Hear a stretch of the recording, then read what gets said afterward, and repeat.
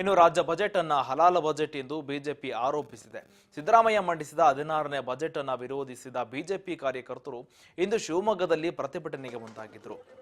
ಜೊತೆಗೆ ಬಿಜೆಪಿ ರಾಜ್ಯಾಧ್ಯಕ್ಷ ಬಿ.ವೈ. ವಿಜೇಂದ್ರ ನೇತೃತ್ವದಲ್ಲಿ ಟ್ರ್ಯಾಕ್ಟರ್ ಏರಿದ ಬಿಜೆಪಿ ಕಾರ್ಯಕರ್ತರು ಪ್ರತಿಭಟನೆ ನಡೆಸಿದರು.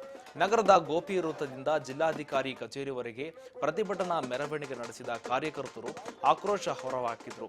ಜೊತೆಗೆ ಈ ವೇಳೆ ಮಾತನಾಡಿದ ಬಿಜೆಪಿ ಮುಖಂಡರು ಕೂಡ ಇದೊಂದು ದಲಿತ ಹಾಗೂ ರೈತ ವಿರೋಧಿ ಬಜೆಟ್ ಎಂದು ಆರೋಪಿಸಿದರು. ಕೇವಲ ಮುಸ್ಲಿಮರ ಪರವಾಗಿ ಬಜೆಟ್ ಮತ್ತು ಹಲಾಲ ಬಜೆಟ್ ಎಂದು ಬಿಜೆಪಿಯ ಮುಖಂಡರು ದೂರಿದರು. ಈ ವೇಳೆ ಕಾಂಗ್ರೆಸ್ ಸರ್ಕಾರ ಕೂಡ ಸಿಎಂ ಸಿದ್ದರಾಮಯ್ಯ ವಿರುದ್ಧ ಘೋಷಣೆ ಹಾಕಿದ್ರು. ಜೊತೆಗೆ ಶಾಸಕ ಚನ್ನಬಸಪ್ಪ ಮತ್ತು ಡಾಕ್ಟರ್ ಧನಂಜಯ ಸರ್ಜಿ ಸೇರಿ ಹಲವು ಮುಖಂಡರು ಕೂಡ ಉಪಸ್ಥಿತರಿದ್ದರು.